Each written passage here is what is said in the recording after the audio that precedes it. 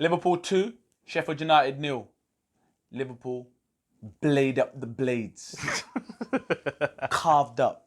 Not a problem. Tucked. Move on. On to the next one. It's actually mad.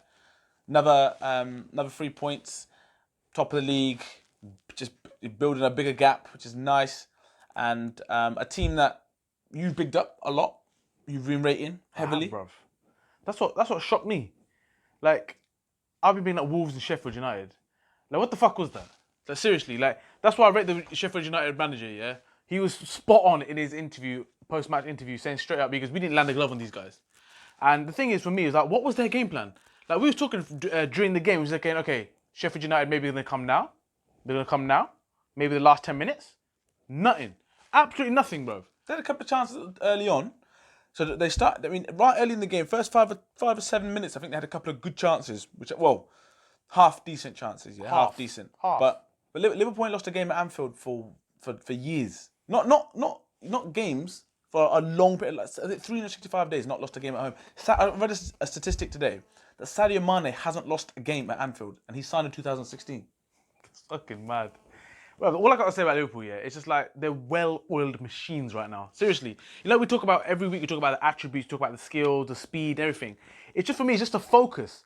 To be this focused at this stage of the season. Well, as drilled as they are. Exactly. It's just shit that they do. It's just now, it just comes naturally to them. So when one comes forward, the other one's covering. Like Henderson, the work he's doing now, the last, 5-6 games, we've been saying this guy. We'll cover him in a minute. But if you look back, at the pre-season that we had this year, right, it was shit. I remember me and you talking about, we were like, listen, this can be a problem. Like, they're just not on it. It is World Cup. I thought, these guys ain't on it. Yeah, something's not right. They came back, pre-season games, I thought, this is going to be terrible. And then they played the Community Shield and lost, but I thought, wow, they've actually played very well. They've actually took to these mateys, yeah. And I thought, you know what, actually, we'll see. And then since then, the performances haven't been great. They haven't been brilliant. This was a brilliant performance, I thought. Leicester was a brilliant performance. Man City, very good performance. There's been some good performances in there, mixed with a lot of performances that have not been at it. But if you flip that back to last season when we played so well and we got about 8 draws or something like that. So, listen, I can live with it. And you're not going to get any arrogance from us. We're not going to get any, you're not going to look down your nose at people, whereas other clubs have done that in the past. But that's not us. And I don't believe that most Liverpool fans, but there are your small portions that are just, they're sniffing something that's obviously next level. But for us, it's like, listen, we're just enjoying the ride at the minute, and hopefully Liverpool can keep building on it and go back to where they have been in the past. Don't get twisted though. If we do win, we're coming for Mans. Everyone is going on blast, bro. Don't worry. I'll be taking notes for years. So watch out. You know who you are, bro. But listen, that's what I'm trying to say is Don't get twisted. I think that the way that we're playing at the moment is one of those where you appreciate that, listen, where we've come from to where we are, as in like performances wise. And I keep saying it as if like Liverpool were like some massive underdogs. They're not. They were sleeping giants as far as I'm concerned. Massive club, but they ain't done nothing for too long, right? And to be in this position now, to be playing poorly and winning, and performance relentless, fitness, all that sort of stuff goes to one side. But to be playing average and winning games is something that we've been crying out. To be saying, if we do play shit, at least we get the 3 points. Whereas now it's like, okay, we still get the good performances, mixed with some poor ones, but we get in the 3 points, and it's closer and closer to hopefully getting to the promised land. So, but when you're going to take up the whole game in itself, the performance of the certain players, there were so many things, like you said, like the most passes made in a Premier League match ever. Yeah, ever. But it's just a bit like, yes, that's great, but Sheffield United just allowed you to do that. That's what was so baffling for me. Sheffield United give them a lot of respect in the whole season, and in this game, I don't know what the plan was. They weren't pressing at all. It's like you're saying. It's like they didn't want to get slapped up. That's what they're going to do. It can't be that. You know the manager, innit? Watching it, I thought they're 1-0 down early on. It was a slip, and they had a couple of chances, and I thought their game plan, regardless, was going to be, if we can get an early goal, brilliant, we'll sit on it. If we don't get an early goal, stay in the game till the last 10 and we'll have a go.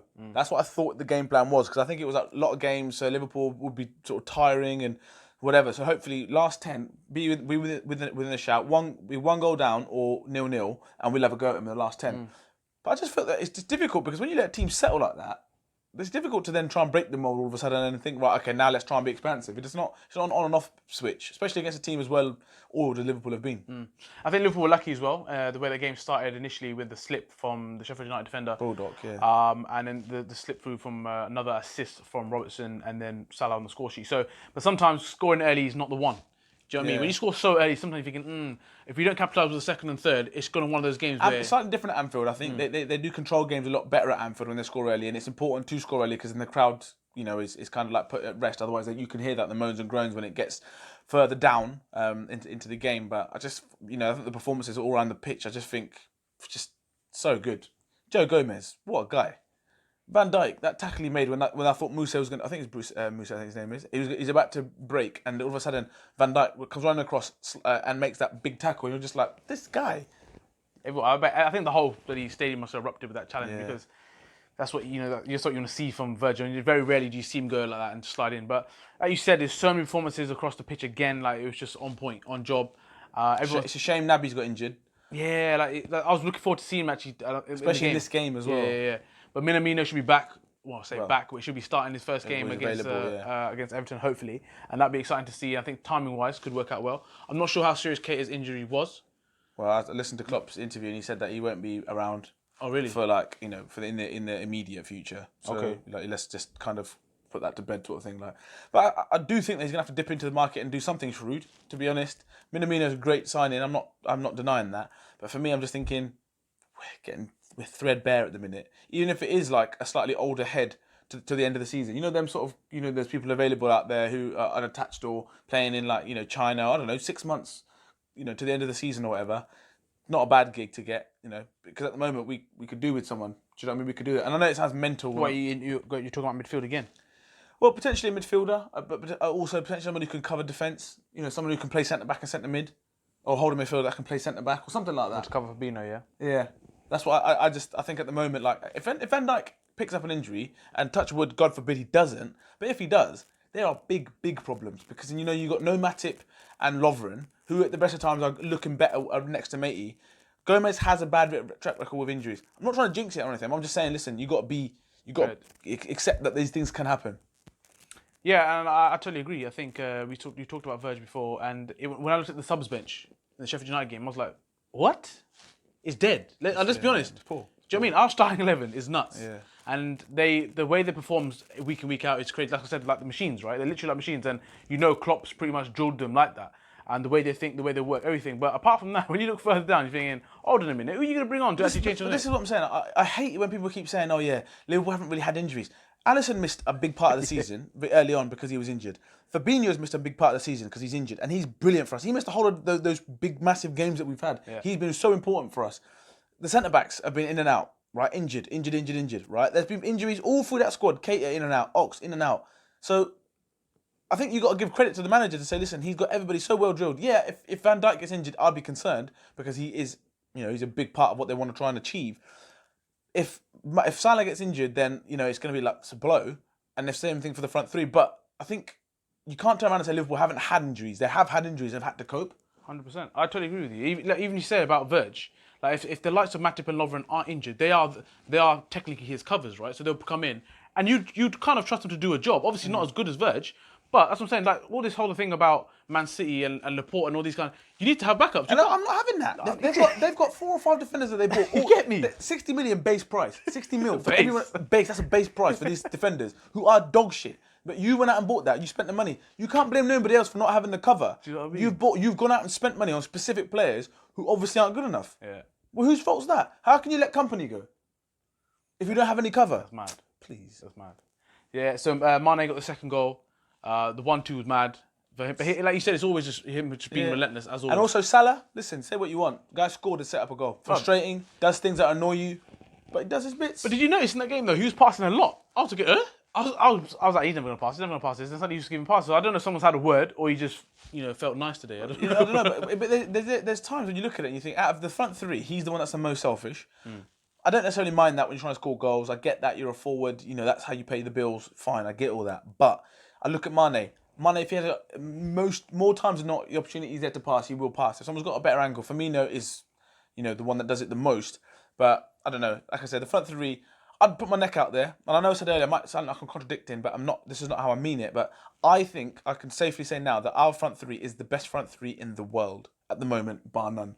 And Before I've always been like, I don't know. At the moment, I can't think of any front three at the moment that I would say are fully firing as consistently as these three have been. And that's not even like you said. That's not even. That's not arrogance. That's me being brutally Let us know honest. what you think. If you agree with that, if you think there's a better three. I know there's people out there. I know there's some people that base a lot of their statistics on FIFA and Ronaldo, Messi, Barca, Mbappe, PSG. I'm talking about the toughest league against the best team in Europe. They won the European Cup. They were finalists the year before, and they're top of the Premier League this year. So I'm saying you've got to start looking at it and thinking, right, actually, hold on a minute. I know I can't base everything on FIFA and I can't listen to everything I see on YouTube. Let's actually watch games of football and realise that those three, I think, are the best front three across Europe, in the world at the moment. I can't see anybody being... When Sané's fit for Man City and you've got Sané, Aguero and Sterling, then I'm concerned. Then I'm very concerned for the world of football because I think Sané's unbelievable. Whether he'd be there, I don't know. But he wasn't even getting in the team when he was on there, wasn't he? That's Pep. Pep obviously had things like that. I know that Gnabry's very good, and I know Lewandowski's brilliant. But I'm just saying, as a front three, as oiled and as refined as they are, Juve have got an amazing front three. But I've not seen Juve do anything outside of their league at the moment. And I know that might sound narrow-minded, but I'm just saying how I see it. So who do you think was man of the match for you against Sheffield United?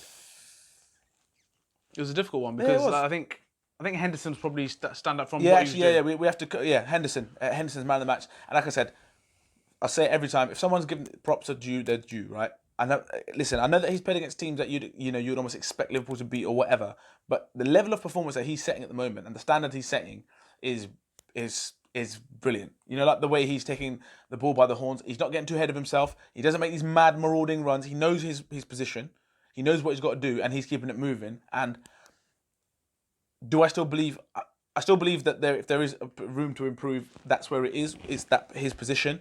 But hold on, before you go on there, Klopp actually said, I don't know if you saw it. He said that if you don't rate Henderson, I feel sorry for you, isn't it? I can't help you. Yeah. I can't help you. So you just said there about Henderson, there's one position. So what do you make of that comment? No, listen, you can't deny the fact that he's been very good, right, in that team. He's helped them, the team, and he's brought the standard and level up. He's played centre back, full back, centre mid, DM. And we've never said sell him. Yeah. Never. And I'm not saying. I can't recall any video saying that. I'm not saying like he's useless. I'm not saying that. But what I am saying is, do I see if Liverpool have an option to buy? I don't know. Let's just say. I'm just going to throw a name out there. This is off my head. I don't hold this, but I'm just saying someone in the ilk of like a Isco or a let's just say a Modric, right? 5 years ago, a Modric 5 years ago. You've got someone who can come in there, can unlock defenses, and someone who's going to come in there and play with Keita, with Fabinho and Wijnaldum, because for me they're probably the two starting. Who's it going to be? Those two are quite similar, I believe. Henderson is good, but those two can do that job. So you need someone who can unlock doors. That's the angle I'm coming at. It's not that I don't rate Henderson. He's good to have in the squad. And games like Sheffield United, he's obviously going to be brilliant because it's all grit and hustle bustle. I'm not saying he's absolute dog shit, but if there is room to improve that side, that's where I believe it is. That's my angle on it. Yeah, and for me, like I said, I've always wanted him to have in the squad. I think he's fantastic. What he brings from, like you said, different positions, you can play him anywhere. His mentality, working hard, and all that kind of stuff. So, like I said, same with James Milner. Milner is for the same reasons. I'll never get rid of Milner. But if you had, like you just said yourself, if you're going to start 11, who would you go pick? They may not be in the starting 11 straight away. But for some people, they're saying that, especially Klopp, he's saying that he's the first person on the team sheet. So, well, at the moment, it's because he's the only one that's fit. Well, you say that, but he's also the last 6 games he's been very good. It's been good, yeah. It's been good. And like I said, we know when we say these, it's not that we have anything against these people. It's just the fact that we're looking at the team that we've followed week in, week out, day in, day out. And if you have to ask opinions, I would say that's where. If Coutinho's coming back into that team, I'd take Coutinho with open arms, and I would say to Henderson, put my arm around him and say, listen, my G, thanks very much. We're going to go Wijnaldum, Fabinho, Coutinho, and that's fair enough. And you will come back, you will play. But that's the midfield that we're going to go. And that's the question we ask fellow Liverpool fans or other football fans. If just like in dream world, not that it was going to happen, but if, for example, Coutinho is available, come back to Liverpool, would you take him and replace Henderson in that team, like you said there, Fabinho, Gini, and Coutinho? It's a good question. I'll see what people think about that. So the next game is Everton. Bring it. I can't wait for that game. And I can't wait to bring on Minamino. So until then, don't forget to share, like, subscribe, and comment.